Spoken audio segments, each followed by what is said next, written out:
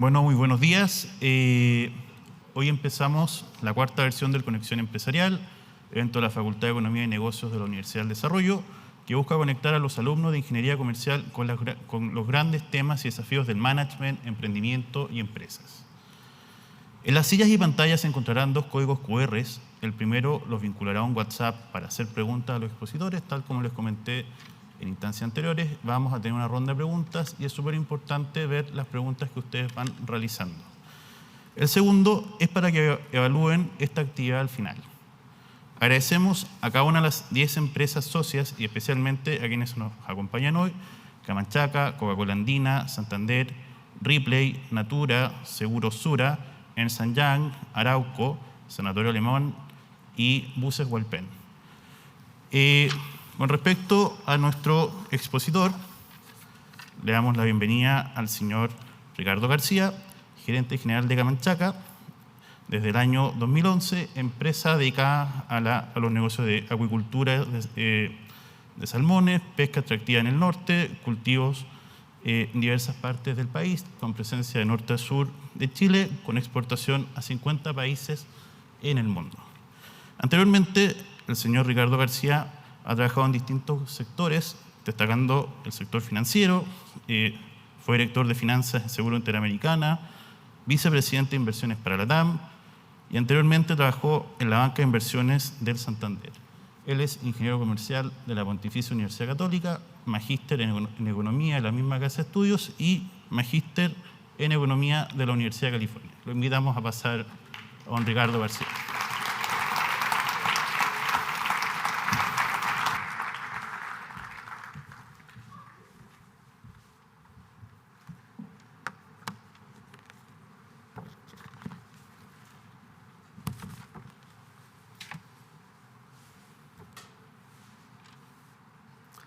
Buenos días. Le agradezco a la Universidad del Desarrollo esta invitación. Es primera vez que estoy en esta casa de estudio, muy impresionado con lo que han hecho sus fundadores y quienes han llevado el curso de la universidad durante estos últimos 30 años, más o menos. Me ha tocado actividades con la Universidad en Concepción, donde Camanchaca tiene mucha actividad industrial, pero era la primera vez que vengo aquí a Santiago. Como dijeron, mi experiencia laboral y profesional estuvo en la banca de inversión, en el sector financiero, a fines de los 80, comienzos de los 90. Después 20 años en una multinacional norteamericana que trabajaba en el mercado de seguros y el mercado financiero. Como esto para ustedes debe ser una fuente de aprendizaje, quisiera transmitirles algunas de mis experiencias. Yo habría terminado en esta compañía multinacional encantado los últimos días de mi vida profesional, pero vino la crisis subprime a fines de la primera década de los 2000, 2008, 2009, y me tocó dejar esa organización después de que finalmente terminó. La compañía donde yo trabajaba se llamaba AIG y fue la principal receptora de ayuda del gobierno americano para poder rescatarla en esos años. Me tocó liderar el continente latinoamericano con 14 operaciones en distintos países. Fue una experiencia muy enriquecedora. Y al término de eso me pregunté qué hacer. Había trabajado 25 años casi en el sistema financiero y las cosas de la vida. En un almuerzo alguien me contó que había una compañía pesquera y salmonera en el sector acuícola y pesquero chileno, con presencia desde Iquique hasta Melinca, en la región de Aysén, que hacían pescado. Yo no entendía absolutamente nada de eso, excepto que me encantaba el pescado. Y bueno, tuve entrevista y finalmente en abril del año 2011 asumí la gerencia general, pocos meses después de que la compañía se abriera la bolsa. Y ha sido un viaje sumamente interesante donde he descubierto no solamente a Chile, sino que además la experiencia de tener que hacer industria en este país para los 52 mercados en los cuales nosotros exportamos nuestros productos hoy día. Yo quiero entregarles hoy día mi visión respecto de lo que son los principales desafíos que en el futuro enfrentan las empresas en Chile y en buena parte en el mundo. Pero antes de eso, quisiera dejarles un pequeño video corto, más que pequeño, un corto video sobre lo que es Camanchaca, o una parte de Camanchaca. Carla.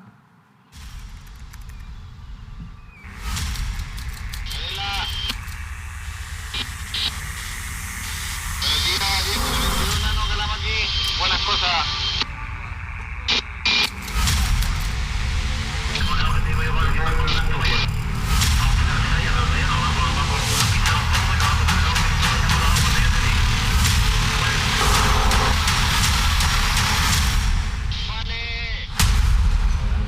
In the end of the world, facing the thousands of kilometers of Chilean coast in the South Pacific, there is a natural paradise of cold waters where fish develop and grow freely.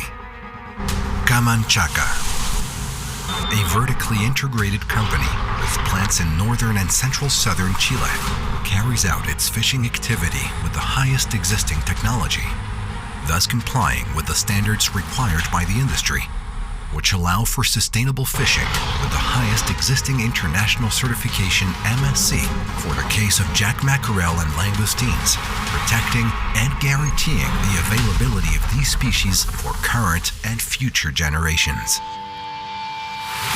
Our focus on human consumption products in the jack mackerel fishery requires us to be very rigorous in the quality and freshness control of this raw material, which is classified and then directly frozen in a highly automated process in our freezing plant using the latest technology from Norway.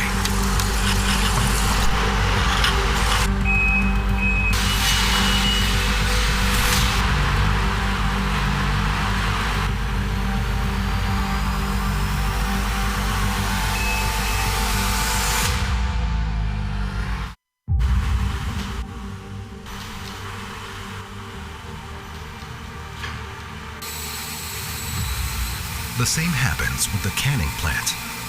Camanchaca produces products to supply the demanding Chilean market and international markets, offering a wide variety of high-quality fish preserves free of preservatives and with high nutritional value. In Tomé, we process langoustines, a premium, ready-to-eat product of the best quality, obtained from this MSC-certified species and only available in this part of the world, satisfying even the most demanding palates.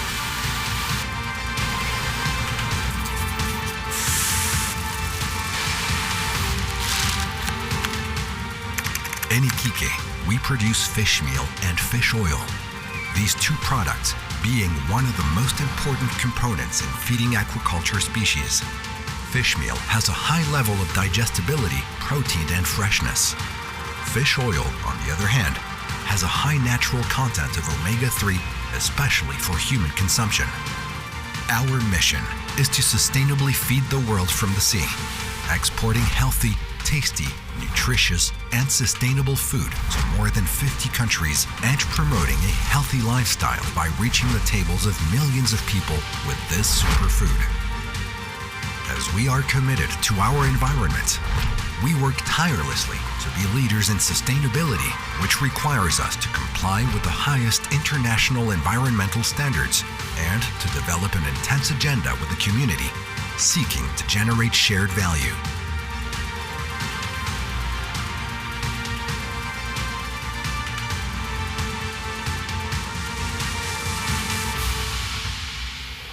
Camanchaca, feeding the world from the ocean.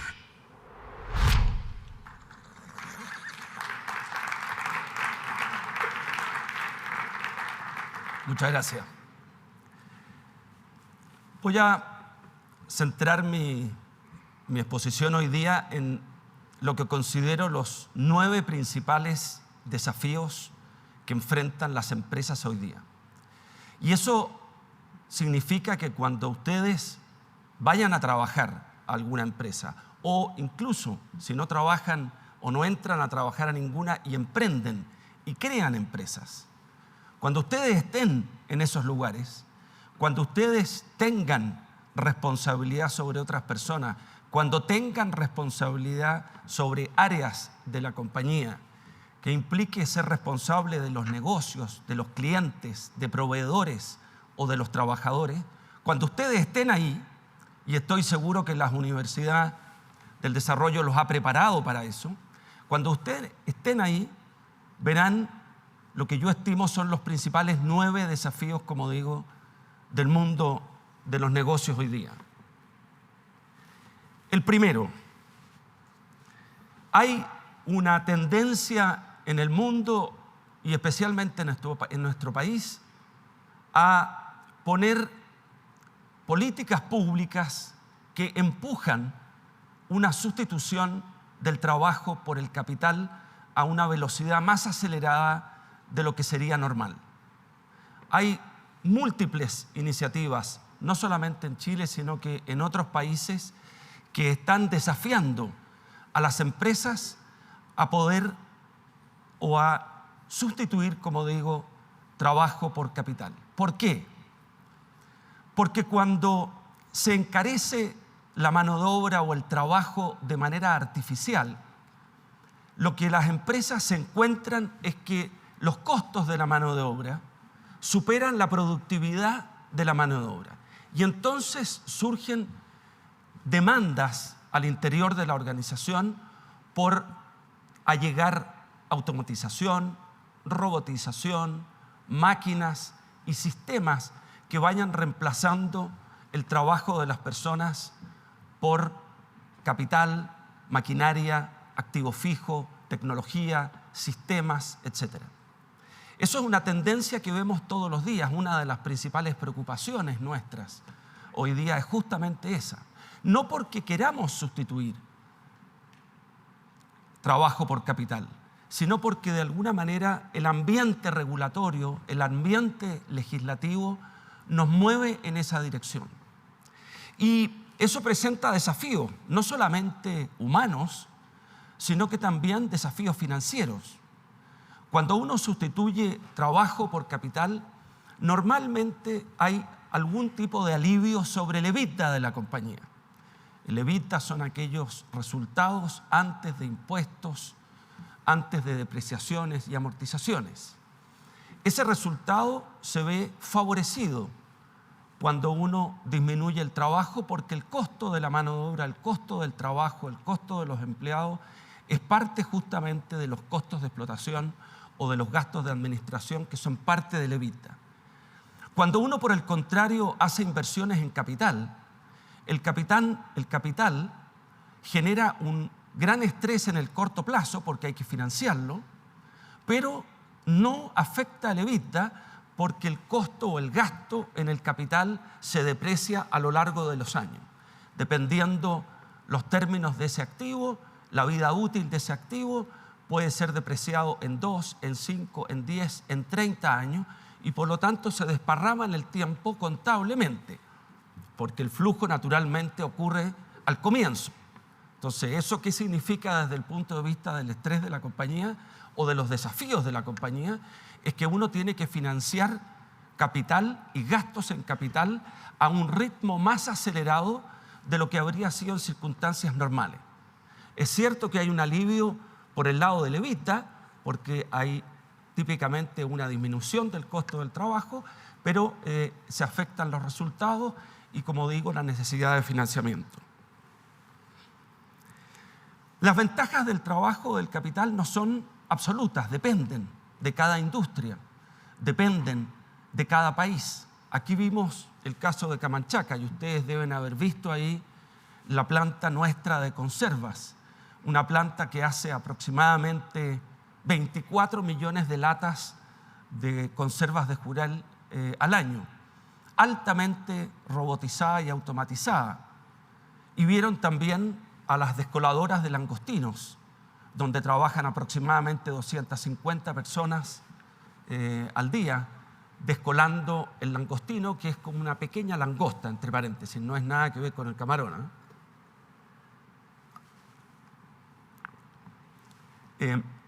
y Chile tiene ciertas ventajas en ciertos lugares. Por ejemplo, nuestra planta de proceso de salmón que se encuentra en Tomé.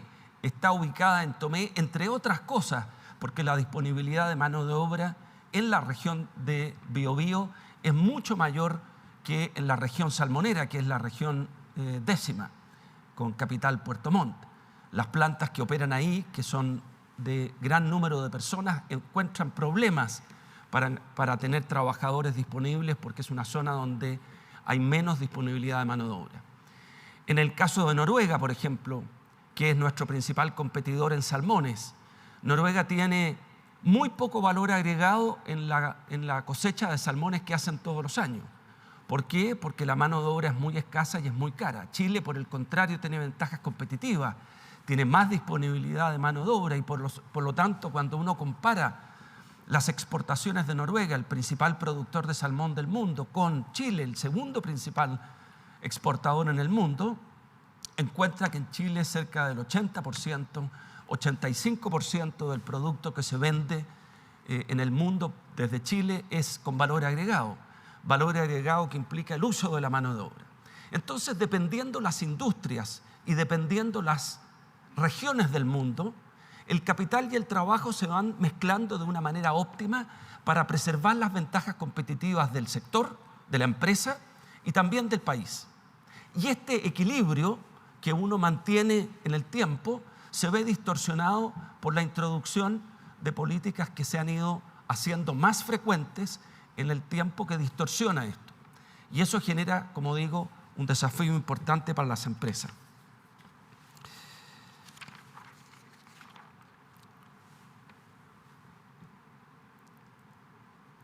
Esta realidad que vivimos hoy día, donde nos esforzamos más por encontrar capital, tecnología, maquinaria, robotización, como decía, pone a las empresas en un desafío, especialmente en un contexto como el que estamos hoy día, donde las tasas de financiamiento que tienen las empresas son más elevadas de lo que eran hace 3 años atrás o 4 años atrás.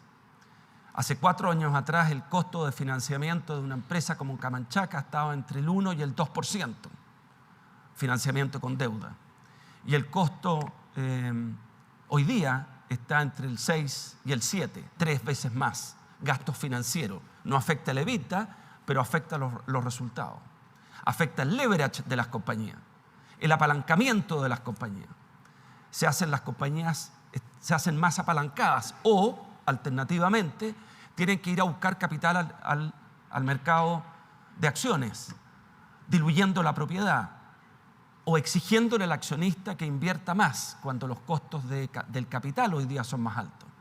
Hace 3 años atrás o 4 años atrás, los múltiplos del sector salmonero en el mundo estaban por encima de las 10 veces EBITDA, el valor de mercado respecto del EBITDA. Hoy día están en torno al 7, es decir, es más caro en términos del esfuerzo que hay que hacer de dilución a llegar capital hoy día, y eso genera un desafío para las empresas.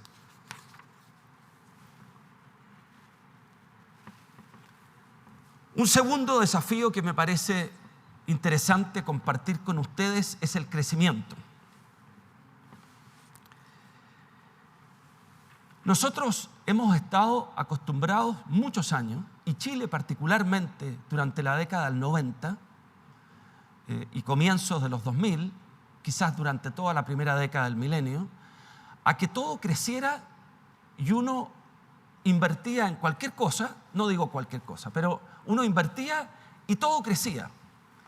Y la preocupación de las compañías, el desafío de las compañías, era cómo enfrentar ese crecimiento.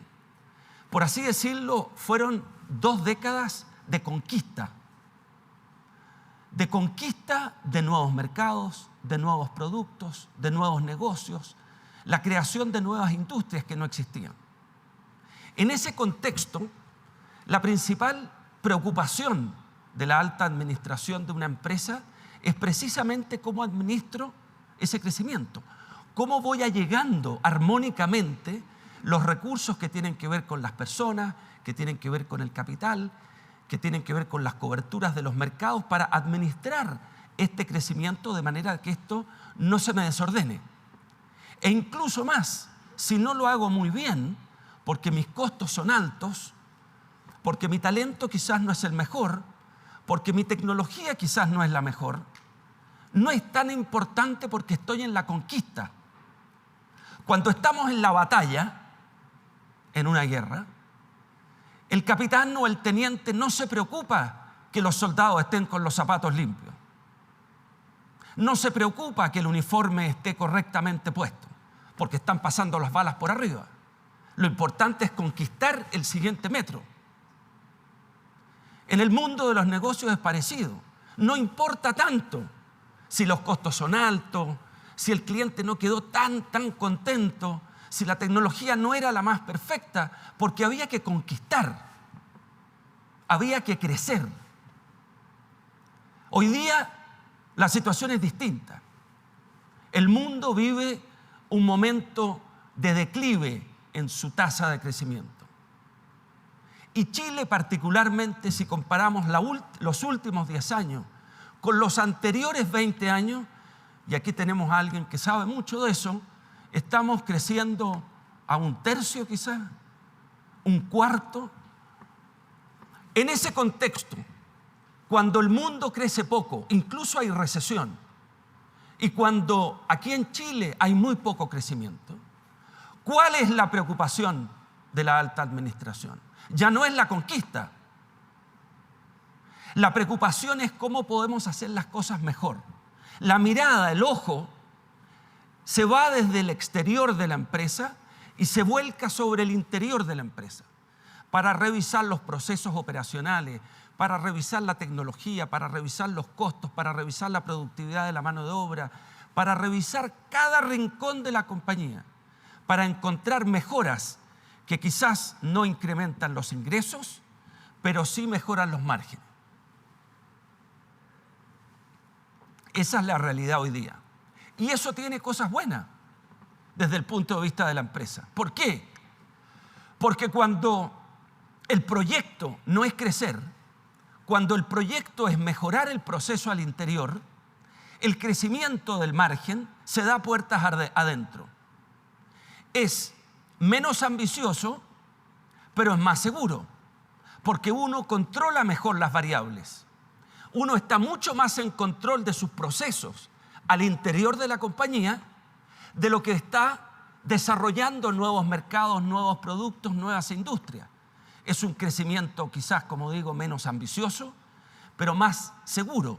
Y ese es uno de los principales desafíos que hoy día tenemos. Es cómo hacemos las cosas mejor hacia adentro. Cómo mejoramos los márgenes, no haciendo crecer los ingresos, sino reduciendo los costos. Y ustedes verán muchas empresas hoy día donde el objetivo número 1 o número 2 de la primera línea gerencial es reducción de costos. No deteriorando la calidad, no alienando a los trabajadores o a los clientes o a los proveedores, sino que mejorando la eficiencia de las empresas. Ese es un segundo desafío importantísimo que tenemos hoy día.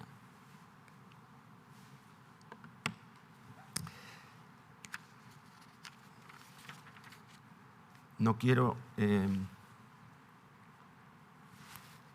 se me escapan. Hay un rezago, ¿no?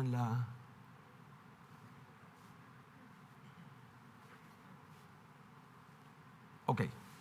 Tercer desafío. Que no quiero tomar mucho tiempo por si acaso hay algunas preguntas después. Nuevas tecnologías. Nuevas tecnologías, ustedes saben mucho más que yo, no hay ninguna duda. Hay una sola diferencia, ustedes saben, pero no, yo soy el que compro.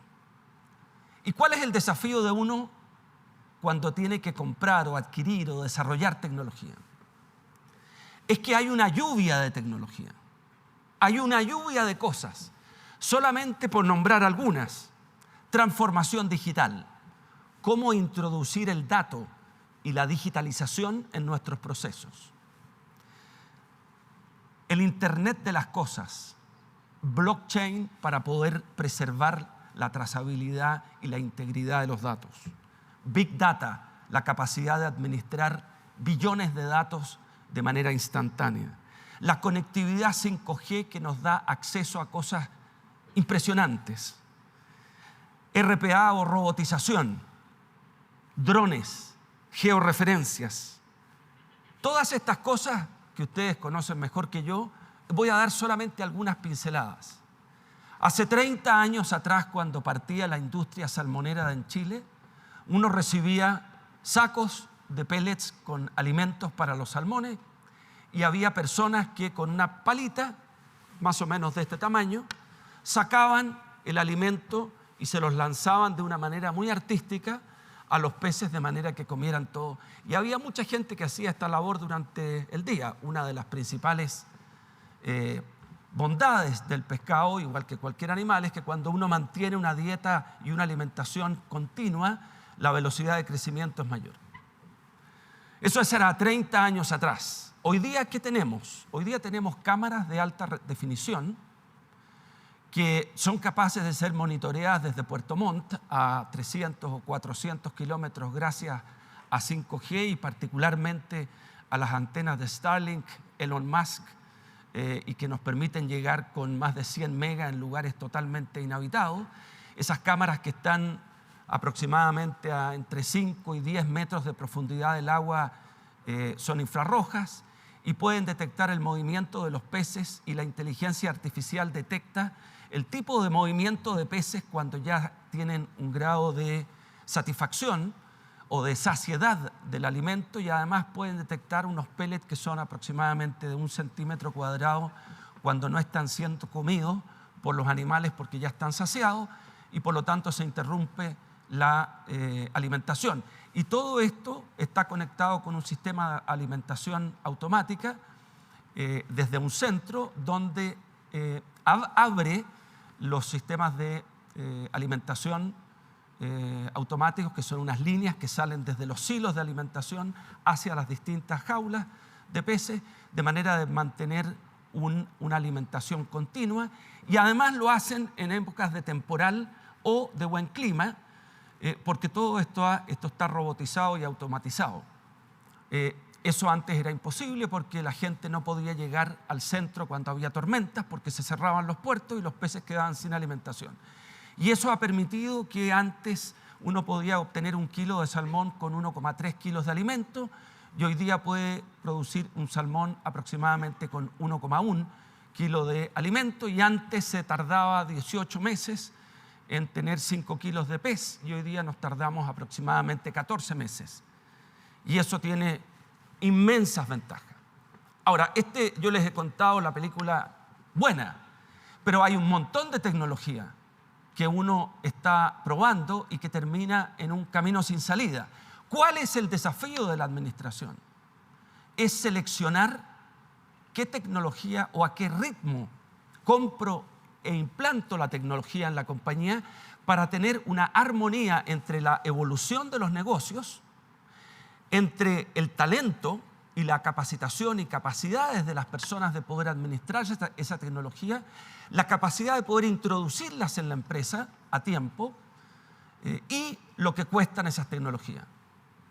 Es un equilibrio fino, y por eso pongo en el título ser el first mover o el agile follower, es decir, soy el que primero se mueve, el que primero adopta la tecnología, o soy un ágil seguidor de las tecnologías cuando ya están implementadas. Ese es un tremendo desafío, y uno encuentra a cada rato demandas al interior de la compañía por acelerar la implementación de nuevas tecnologías, pero uno tiene recursos limitados, no solamente en capital para poder adquirir estas tecnologías, sino que en trabajo, empleados capacitados para poder incluir esa tecnología al interior de la organización. Ese es un tremendo desafío.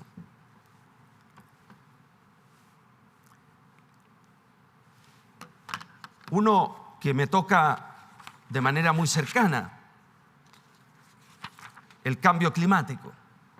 Probablemente el principal desafío de la humanidad en su historia civilizada. Las civilizaciones parten más o menos con la agricultura. Eso debe ser unos 10.000 años atrás aproximadamente. Debe haber sido también un desafío para los habitantes de la Tierra la glaciación, hace 25.000 años atrás.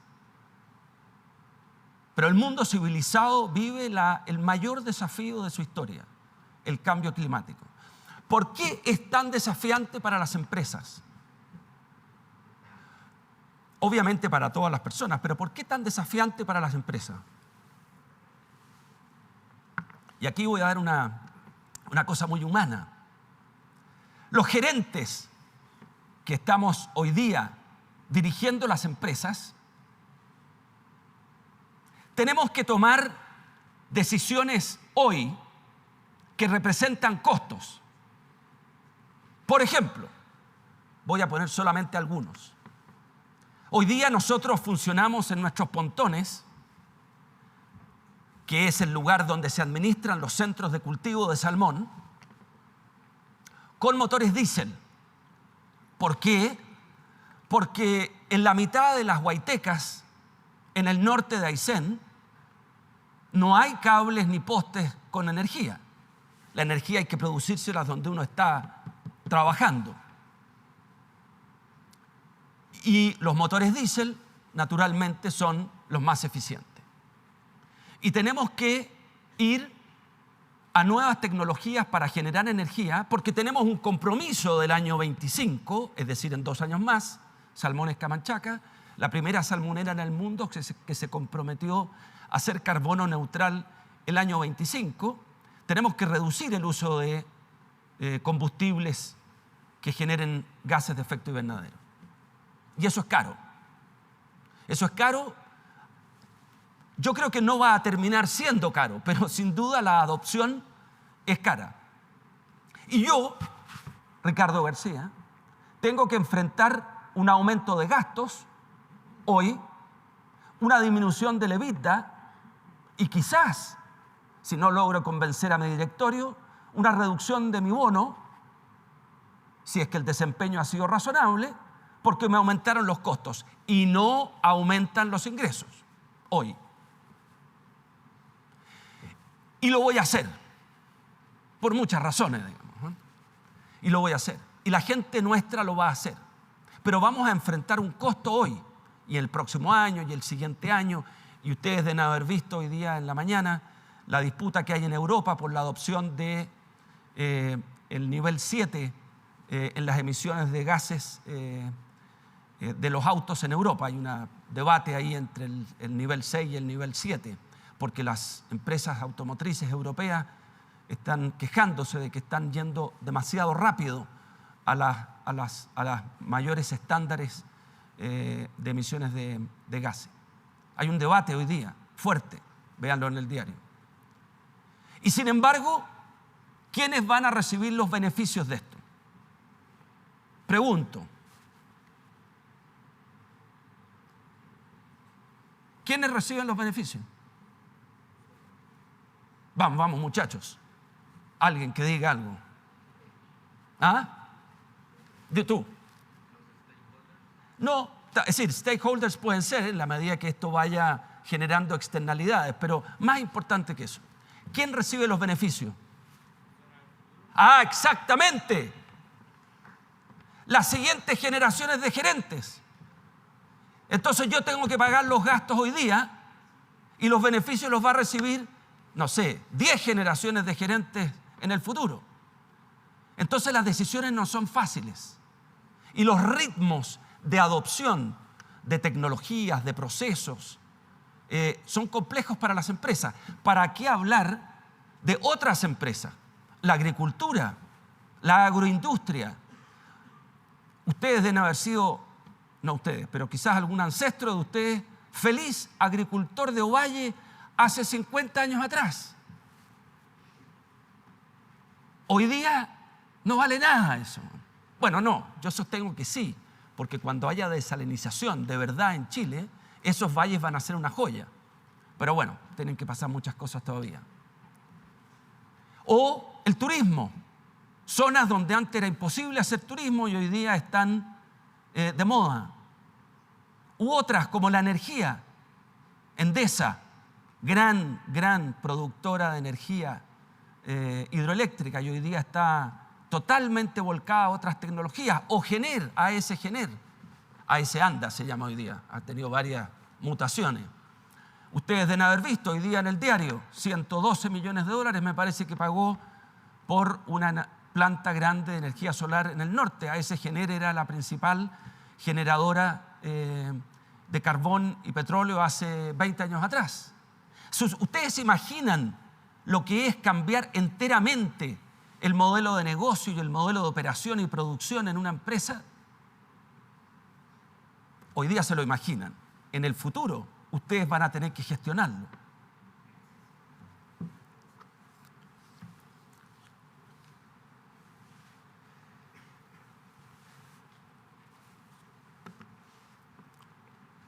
Bueno, aquí hablé ya, me parece, si no me van a retar ahí. Este es mi preferido. Este es mi preferido. Segundo gran desafío de la humanidad. Segundo gran desafío de la humanidad. La revolución o quizás la evolución demográfica del mundo. ¿Cuál es el gran tema aquí? El gran tema es que la población está creciendo cada vez más lento. Cada vez menos jóvenes por cada uno de los adultos que hay. Y esto, aunque a ustedes no les parezca que tiene relación con los negocios, salvo en aquellos que están en el negocio previsional o de seguros de vida, salvo eso, el resto de los negocios uno pareciera que esto no es tan relevante. Pero desde el punto de vista de la cultura, desde el punto de vista de las empresas, de los negocios y del emprendimiento, esto tiene un tremendo efecto.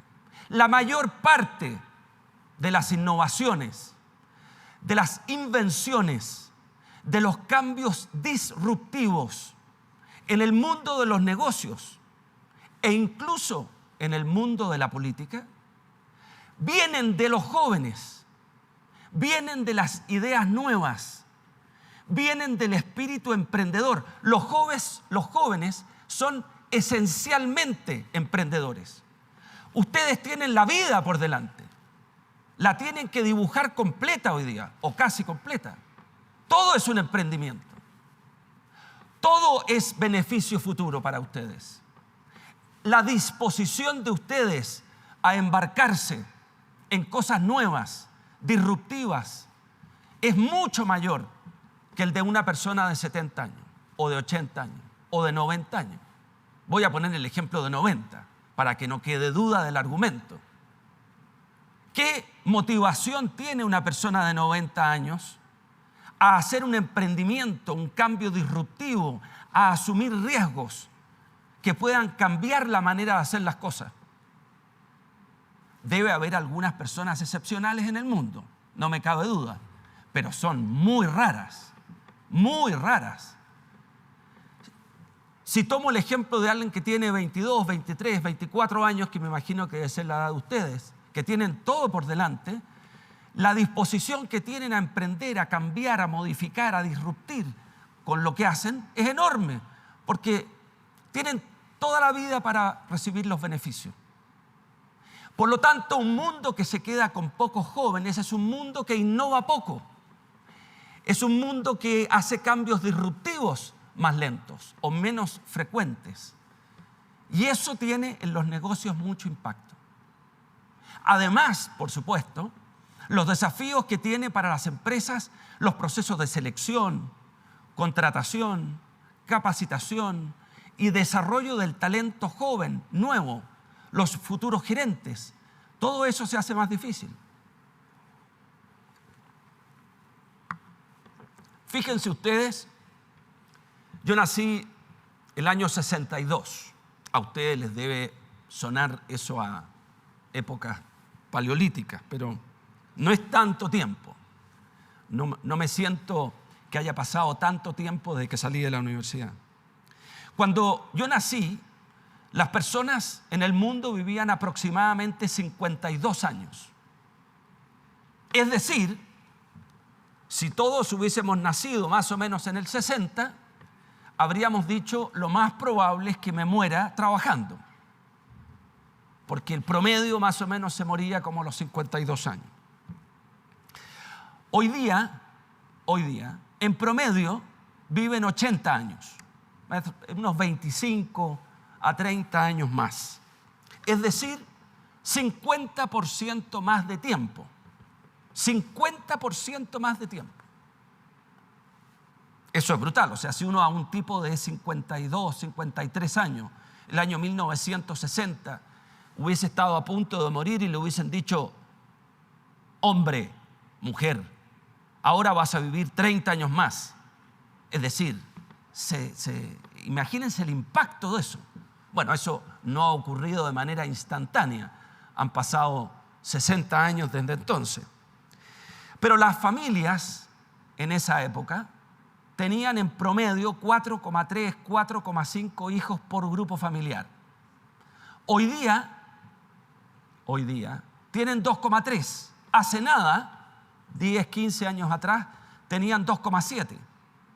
Y ustedes saben cuánto es el número de hijos necesario de una familia para que la población se mantenga, solamente para renovarla. 2,1. 2,1 hijos promedio por familia es lo que se necesita solamente para mantener esto. En los 15 países más ricos del mundo, la tasa de natalidad hoy día está por debajo de 2. En los más ricos. El único continente que va a seguir aumentando su población en la segunda parte del siglo, es decir, entre 2050 y 2100, el único es África. Todos los demás continentes van a decaer. El planeta Tierra nunca ha tenido una disminución de la población, excepto en una ocasión. Alguien que haya estudiado un poco de historia me puede decir. No la pandemia española, pero la peste negra en la Edad Media en Europa. Es el único momento en el tiempo de la humanidad, desde Lucy, 130.000 años atrás, si mi memoria no me falla, desde Lucy la población ha estado creciendo. Y sin embargo, en este siglo, antes del 2100, la población va a decaer, va a disminuir. Es un evento gigantesco. Ahora, este es un gráfico interesante que muestra la evolución de la población en el tiempo. Espero que funcione. Arriba van cambiando los años. Esa es la pirámide de la población.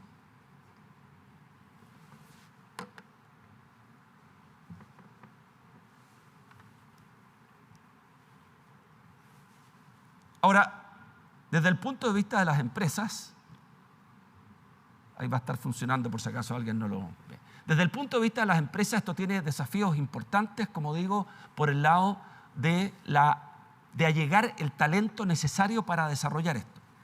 Pero también esto tiene un efecto financiero importante. Déjenme ser lo más simple posible. Este es uno de mis temas preferidos como economista, pero cuando uno es joven, o sea ustedes, son grandes gastadores. Son grandes gastadores. Porque ustedes están pidiéndole prestado al resto del mundo, probablemente a su padre, pero le están pidiendo prestado al resto del mundo cosas para poder hoy gastar más de lo que tienen. La universidad es un caso perfecto. El costo de las carreras, el costo de la universidad es elevado. Y sin embargo, el mundo, no le pongamos cara, el mundo está permitiendo que ustedes estén en esta sala. Pero fuera de esto,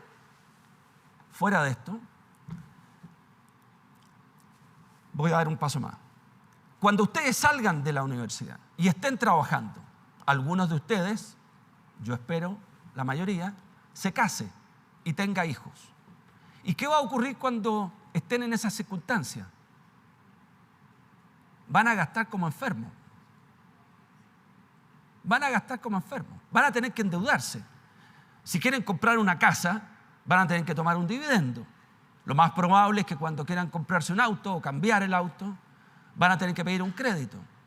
Cuando quieran viajar, pedir un crédito. Ustedes van a estar en una etapa de la vida, los primeros años, donde ustedes necesitan gastar algo. Y no lo tienen todo, entonces están pidiendo prestado del resto del mundo. Ustedes van a ser, durante los siguientes 20 años, grandes gastadores del mundo. Cuando uno gasta en la economía, ahora salgámonos de la sala, vámonos al planeta Tierra. Cuando uno gasta en la economía, ¿qué sucede? ¿Qué sucede cuando uno, acuérdense de las clases de macro, todavía serán parecidas a las que yo hacía? ¿Qué pasa cuando la economía de un país gasta mucho? Suben las tasas de interés, ¿no es cierto? Y la tasa de interés es el precio entre ustedes y los viejos, entre los que gastan y los que no gastan. Si ustedes gastan mucho, las tasas de interés suben, eso estimula a que otros que estaban ahí entre gastar y no gastar decidan no gastar y sin embargo ahorrar, de manera tal de que ustedes puedan gastar. Entonces, el mundo ha vivido durante siglos en donde los jóvenes y no tan jóvenes gastan mucho y piden prestado de distintas maneras. En un mundo donde eso termina y donde hay pocos que gastan y muchos mayores, ¿qué sucede? Hay mucha gente con ahorro y que tiene que ahorrar más porque ahora va a vivir más y tiene que ahorrar más. La tasa de interés cambia y la tasa de interés tiende a caer. Y eso genera mayor acceso al financiamiento para las empresas. Ahora estoy volviéndome sobre las empresas. Y también genera algo que para algunos puede ser interesante, para otros quizás lo contrario, que es la apreciación del valor de los activos en general. A menor tasa de interés, menor tasa de descuento, se produce una apreciación del valor de los activos. Y eso tiene efectos sobre las empresas. Acceso a financiamiento, en fin. Pero también tiene algo que para las empresas es delicado. Cuando hoy día 3 trabajadores, empleados, gerentes, lo que sea, 3 personas que trabajan, soportan a una persona que no trabaja, mayor. 3. O sea, yo agarro a 3 de ustedes en 3 años más y les pongo un viejito al lado y ahí estoy hoy día. Entonces, los primeros 3 caballeros que están aquí, con la señorita, supongo señorita, y los 2 caballeros que están a los lados, esos soportan a don Sergio Yacaman, que está aquí a la izquierda. El año 2050, en poco tiempo más,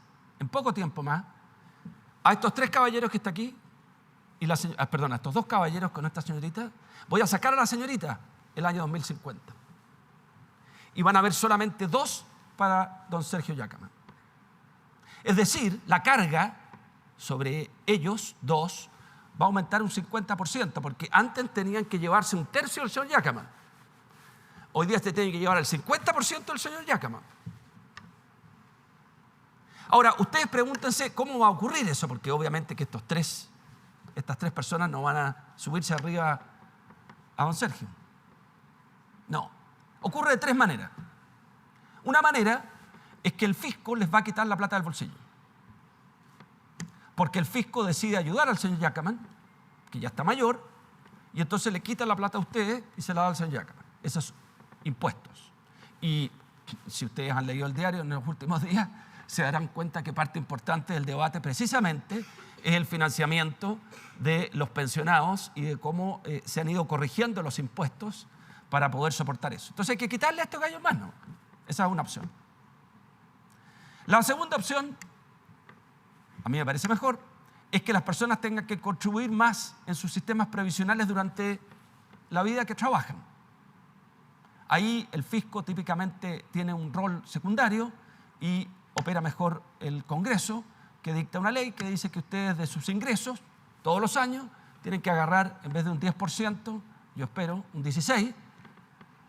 Paréntesis, el año 2005, siendo yo gerente general de Interamericana Seguros de Vida y Rentas Vitalicias en ese año, hicimos un estudio muy concienzudo, matemático, actuarial, para determinar cuánto era la tasa de ahorro que realmente había que hacer para poder tener una pensión que fuera 60% aproximadamente del ingreso de la persona al momento de retirarse, y era 15%.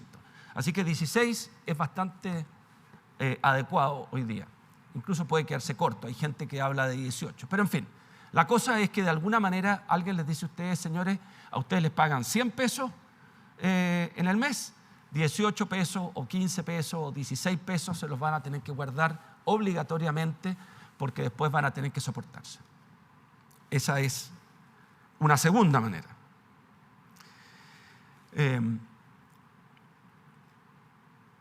Impuestos, contribución y el altruismo que puede haber en algunas personas de ayudar a sus familiares. Y esto lo relaciono con algo que les va a parecer un poco impactante al comienzo, pero medítenlo. Lo voy a tirar así en frío. Los niños son hoy día bienes de consumo y antiguamente eran bienes de inversión. Violento, ¿no?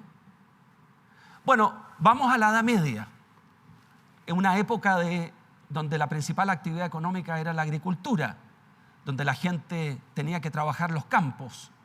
Y los hijos, se tenían muchos hijos, no solamente porque se morían muchos, sino que también porque eran los que iban a ayudar a administrar la tierra, a cultivar la tierra, a cosechar, a mejorarla, etc. Entonces uno tenía hijos porque tenía que soportar el crecimiento de la actividad. Y además, cuando iba a ser viejo uno, no había nadie que lo cuidara. No existían los sistemas de pensión ni ninguna de esas cosas. ¿Y quién cuidaba a los viejos hace 200 años atrás? ¿O 100 años atrás? Los hijos, po. Y entonces uno, ni tonto, tenía muchos hijos, po. Servían para el campo y además me cuidaban de viejo. Entonces uno tenía muchos hijos. Los hijos eran bienes de inversión, lo digo en términos figurados, porque por supuesto que el amor filial, eso sigue igual, pero había muchos hijos porque era una inversión tener hijos. Hoy día es un bien de consumo. Es decir, yo tengo hijos porque quiero, porque me gustan, porque es amoroso, porque quiero perpetuar mis genes a lo largo de las generaciones. Es un bien de consumo. Entonces, como digo, hay tres formas: el fisco, las contribuciones que ustedes mismos hagan o los hijos. A mí me huele que el tercero no está funcionando bien y por lo tanto hay que hacer más con lo segundo. Vamos al siguiente. Ciberseguridad. Un temazo. Un temazo porque hoy día está cambiando completamente nuestras matrices de riesgo. Y fíjense ustedes que se producen 2 o 3 elementos simultáneos que confabulan para tener una tormenta perfecta.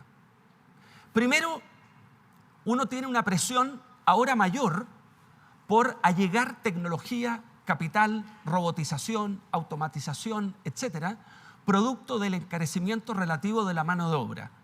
Y por lo tanto la productividad se queda abajo y uno entonces busca mejorar la productividad allegando más capital, y el capital que introduce es para poder sustituir, entre otros, para poder sustituir cosas que antes hacían las personas. Primer vector. Segundo vector. El mundo está lleno de emprendimientos, la tecnología se retroalimenta, avanza rápido y por lo tanto uno adopta tecnología y confía en la tecnología, en los datos, en la digitalización para determinados procesos y muchas veces procesos que son clave dentro de la organización. El tercer vector, que es lo que le da la tercera pata a la mesa, y por lo tanto la mesa queda estable, es la inteligencia artificial. Porque la inteligencia artificial lo que hace es hace instantáneo el pensamiento, la reflexión, el análisis y las conclusiones, que bien utilizado es fantástico. Y está lleno de ejemplos que son sumamente interesantes y podríamos hablar un buen rato de ellos y yo contarle algunas cosas que estamos haciendo. Pero lo que quiero centrarme aquí es que la inteligencia artificial no tiene moral, no es buena, no es mala, opera de acuerdo al usuario. Por lo tanto, para los delincuentes y para los ciberdelincuentes, esto es una joya, porque si antes se demoraban 3 días en analizar datos para ver cómo entrar y quebrar la base de datos del banco y poder engañar a la gente, hoy día pueden demorarse 1 segundo. Por lo tanto, la cantidad de ataques y la efectividad de los ataques de ciberdelincuentes va a ser y está siendo mucho mayor. Y eso para las empresas representa mucho. ¿Por qué? Porque las empresas han, a propósito, descansado en los datos y en la digitalización para hacer mejora. Entonces, por un lado, yo me saco la ropa como empresa, me quedo medio desnudo al frente del escenario y además yo les paso a ustedes huevos y tomates. Entonces la probabilidad de que al pobre gallo que está aquí al frente le llegue un tomatazo es enorme. Si yo no les doy huevos a ustedes, yo no me saco la ropa y me quedo detrás de esto, la probabilidad que me tiren un tomate es menor, ¿no es cierto? ¿Sí o no? Y de hecho, si me pongo acá abajo, no me va a llegar ninguno. Pero si yo estoy pilucho al frente de ustedes y ustedes todos tienen tomate, voy a salir aquí un ketchup. Bueno, esto es parecido. Entonces, ciberseguridad es un tema crítico para las empresas donde hay mucho estrés. Eso es lo que decía. Este es otro muy interesante. Me quedan pocos, entre paréntesis. Yo no sé si estoy muy mal de tiempo, pero este es otro, la globalización. Ustedes habrán oído esa palabra, me imagino que es frecuente. La globalización. Fíjense ustedes que voy a dar algunos datos, voy a tratar de ir un poco más rápido, pero durante 100 años, o quizás más, no recuerdo exactamente cuándo comenzaron los barcos a vapor, Cristian, 1780, 1800 y algo, más o menos. Esa es una de las grandes revoluciones del comercio mundial, porque permitió un salto en la eficiencia de los veleros que habían hasta entonces, brutal en el mundo. Y por lo tanto la capacidad de llevar cosas de un lugar a otro era fabulosa. Bueno, durante 150 años o quizás 200 años, todos nosotros, hasta hace poco, hasta hace 3 años atrás, todos nosotros pensábamos que la globalización era algo dado, era como el aire antes de que llegara el smog. El aire, la globalización era evidente. Mis productos los podía vender en cualquier parte del mundo si es que era competitivo en precio. Camanchaca vende hoy día el 80 y tanto, 90% de su producción fuera de Chile. Y descansamos en el comercio mundial, aéreo y marítimo. Y nosotros durante años dimos por sentado que íbamos a poder trasladar nuestras cosas. Más aún, ustedes vieron ahí los sacos, maxi sacos se llaman, donde se lleva la harina de pescado a los distintos mercados del mundo. Ese maxi saco está hecho en China. Ustedes vieron los barcos grandes. Ese barco que estaba ahí se llama Pelícano, es un pesquero de alta mar, PAM, Pelícano. Acabamos de cambiar el motor principal que vino de Noruega. Las redes que ustedes vieron, había unos tejedores de redes que son los que reparan las redes. Esas las traemos de India, de un proveedor indio. Por ahí mostramos también una planta de congelado. Se fijaron que había el jurel congelado que exportamos a África, Nigeria, Ghana, Costa de Marfil, los principales mercados del jurel chileno. La caja, ¿de dónde viene? De un proveedor de Dinamarca. El barco que utilizamos es danés. Las redes, como digo, provienen de un proveedor indio. La planta que vimos ahí de congelado, todo el sistema de frío viene de Mayekawa, Japón. El sistema que transporta los pescados dentro de la planta de congelado viene de Noruega, MS First Process, el proveedor noruego. La ingeniería es chilena. La ingeniería es chilena. Eso lo damos por descontado. La globalización es la principal fuente de crecimiento del planeta Tierra durante más de 150 años. Es la que explica por qué en el año 2005, 2008, más o menos, cuál era una preocupación nueva en los economistas y en los gobiernos del mundo. La deflación. Fines de la primera década de los 2000, una de las grandes preocupaciones era la deflación. ¿Y cómo podía haber deflación? Es decir, una caída de precio. La deflación, entre paréntesis, puede ser peor que la inflación, ¿eh? Porque se detiene el consumo y el gasto. Como uno espera que los precios mañana estén más bajos, uno detiene el gasto. Al detener el gasto, se produce una caída de precio mayor.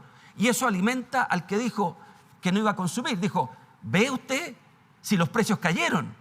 Y van a seguir cayendo, así que yo no voy a consumir hoy día, voy a consumir mañana. Y los precios caen más todavía. Se produce una contracción de la economía.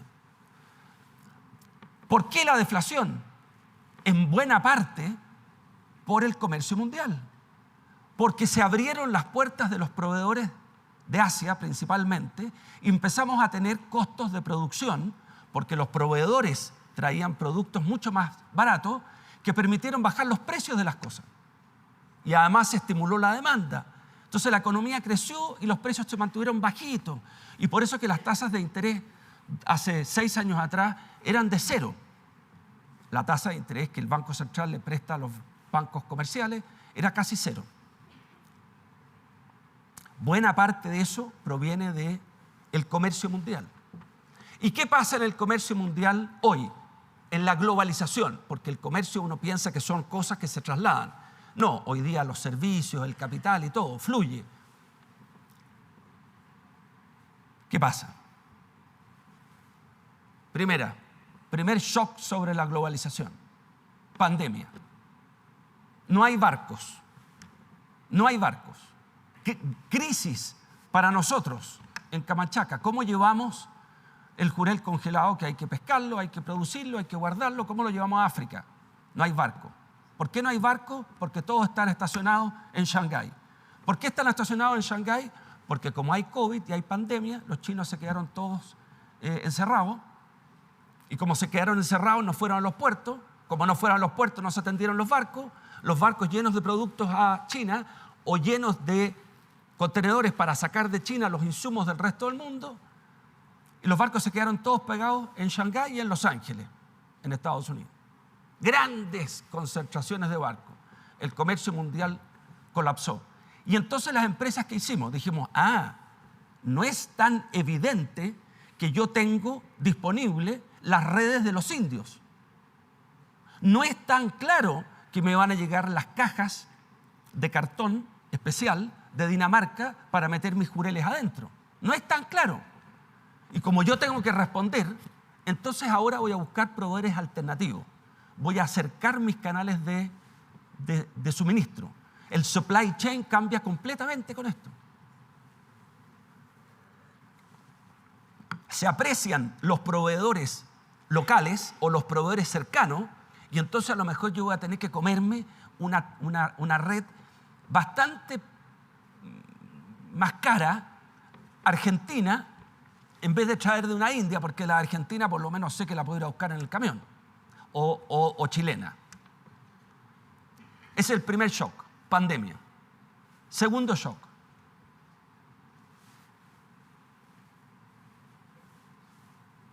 Kiev, ¿les suena Kiev a ustedes? La invasión rusa a Ucrania. Si fuera solamente la invasión de un país a otro, ha habido muchos en la historia y no ha cambiado tanto la historia. Pero ¿por qué yo creo que hoy día cambia la historia y ustedes lo han estado viendo en los diarios y en las noticias cada vez más. Porque genera un regreso antes de la caída del muro de Berlín. Un regreso a los bloques que existieron antes, donde el bloque soviético era un bloque y el comercio se daba entre ellos y el bloque de la Alianza Occidental se daba en otro. No estamos exactamente igual que el año 1980, antes de Ronald Reagan, Margaret Thatcher y Mikhail Gorbachev. No estamos todavía ahí, pero vamos bien avanzados en esa dirección. Vamos bien avanzados en una dirección donde Rusia toma un camino de quiebre con Occidente. Países se alinean con Rusia, países se alinean con Occidente. Fíjense ustedes que el 60% del PIB mundial está entre aquellos que están dentro de la alianza occidental. Europa, Estados Unidos, Australia, Japón, algunos países latinoamericanos. El 22% del PIB mundial está dentro de la alianza rusa, que yo ahora le sumo el tercer vector que ataca la globalización, que es la crisis que está entre las relaciones de Occidente, principalmente Norteamérica y Europa, con China. Esa competencia entre los chinos y la suma de Europa y Estados Unidos está generando dos bloques. Y como los chinos hoy día están mucho más cerca de los rusos, hablamos de un bloque sino-ruso y de un bloque occidental. 60% del PIB, 22-25% del PIB al otro lado, 36% de la población mundial a un lado, 33% de la población al otro. O sea, en población están parecidos y en PIB son más del doble unos que otros. Pero, desde el punto de vista de las empresas, eso significa que uno probablemente en el futuro va a tener que ir optando por canales de suministro, por mercados distintos. Y no va a ser tan fácil hacer comercio con Rusia, con China y con Estados Unidos a la vez. Para el salmón chileno, el mercado americano representa el 45-50% de las ventas. Si estamos en un quiebre más grande de la globalización, yo voy a tener que escoger, porque yo estaba vendiendo entre un 10 y un 15% a Rusia y entre un 5 y un 10% a China. Y es posible que a lo mejor en el futuro tenga que escoger. Y eso no va a ser bueno. Eso no va a ser bueno. Ese es un tremendo desafío para el supply chain y para el desarrollo de los mercados. Ese es un mapa, entre paréntesis, del comercio naviero. Y por último, el penúltimo que quiero mencionar es la inflación. Como dije, hace 20 años atrás, el problema era la deflación. Hoy día el problema es inflación, y la inflación genera un ambiente de contracción, un ambiente de tasas de interés altas para las empresas, un ambiente, fíjense, voy a dar un dato interesante. Hace 4 años atrás, el costo de producir un kilo de salmón en Chile, hasta el momento en el cual uno lo sacaba de la jaula, es decir, sin tomar los procesos, sino solamente lo que es la engorda del salmón, era aproximadamente $3.50 por cada kilo de salmón producido. Es decir, si uno iba y tomaba un pez y lo sacaba del agua, eso costaba aproximadamente $3.50 por kilo. Hoy día vale $4.50 para alguien eficiente. Hoy día nosotros tenemos de los mejores costos de Chile y estamos alrededor de los 4 o 5. $1 más. De ese $1 más, esto es interesante. Atención, yo sé que me estoy extendiendo un poco, pero atención. De ese $1 más de costo, hay 30 centavos que provienen de lo que yo llamaría riesgos climáticos o de cambio climático. Mayor radiación, menores lluvias en la Patagonia chilena, mayores probabilidades de presencias de algas nocivas en el mar, mayor radiación genera florecimiento de esas algas, y también temperaturas de las aguas más elevadas generan procesos anóxidos o de bajas de oxígeno que dañan a los peces. 30 centavos de eso son implementación de tecnologías, equipos en los centros de cultivo para poder mejorar el ambiente en el cual están los peces, subiendo la cantidad de oxígeno diluido dentro de la columna de agua, generando barreras a través de burbujas de aire en el perímetro de los centros, agregando una serie de dispositivos que permiten mitigar ese riesgo. 30 centavos. 70 centavos provienen de la inflación que tiene que ver con los ingredientes de las comidas, de los alimentos y con todos los servicios y otras cosas que tienen que ver con eso. 70% del incremento de costo del producir un kilo de salmón en Chile proviene de lo que llamamos inflación. Y eso, créanme, quita más del 50% de la energía de todos los gerentes de la organización. Y por último, ahora sí, interesante frase: ¿el capitalismo de los shareholders o el capitalismo de los stakeholders? Si vamos a Adam Smith y otros hacia atrás, nos encontramos con que predominantemente el capitalismo estaba asociado a los shareholders, es decir, a los dueños de las empresas. Share es acción, por lo tanto a los dueños de las acciones. Está haciendo la figura de que todas las compañías o todas las empresas son sociedades anónimas, lo cual no es así, pero el concepto es ese. El concepto es el capitalismo de los dueños de las empresas, que gestionan las empresas de una cierta forma, de manera de conducirlas a un propósito que tiene que ver con la maximización del valor o de la riqueza creada para el dueño de las empresas. Esto no tiene nada ni de bueno ni de malo, ¿eh? No tiene que ver con egoísmo, no tiene que ver con nada, no le den una connotación valórica. Es simplemente el motor que mueve el engranaje de las empresas. Estamos hablando de gestión, estamos hablando del trabajo que ustedes van a hacer después.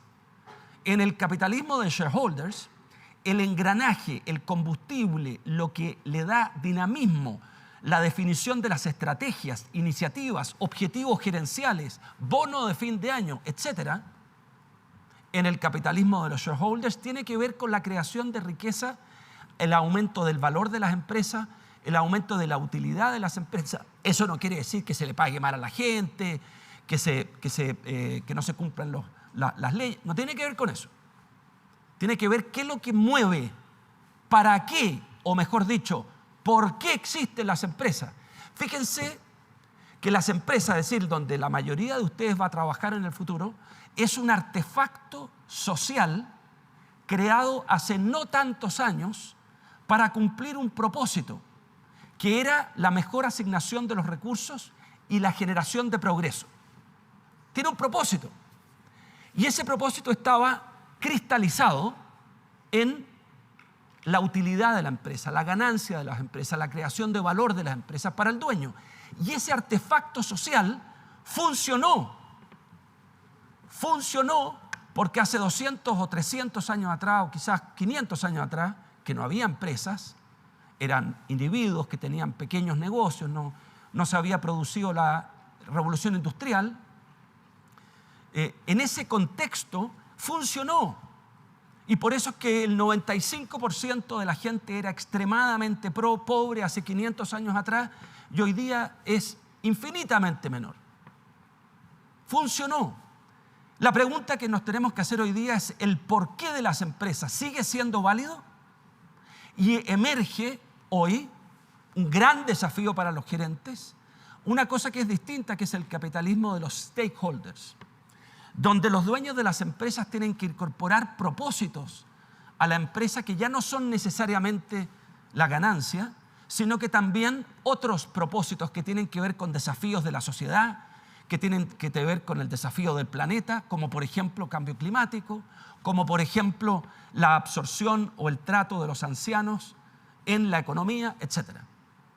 Ese multipropósito que hoy día tiene la empresa, que se le está pidiendo, tiene que ver con los stakeholders, es decir, los grupos de interés o las personas o los grupos de personas que rodean a las empresas, los vecinos, el medio ambiente y otros elementos que hoy día hay que incorporar en las estrategias.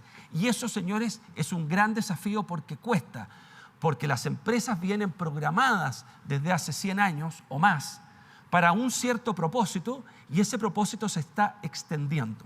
Y eso para las gerencias generales, para las gerencias de área, es un desafío enorme que tenemos por delante. Bien.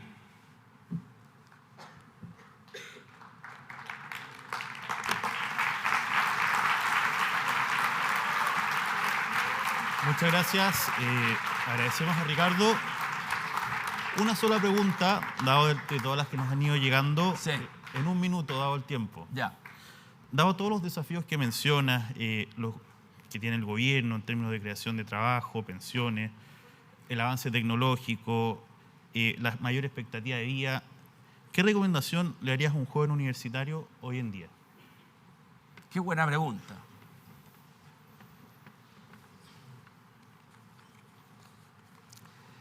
Qué buena pregunta. Estaba preparado para que me preguntaran cualquier número y darles algo, pero... No era levita, Sí, vamos a lo más no, importante. claro.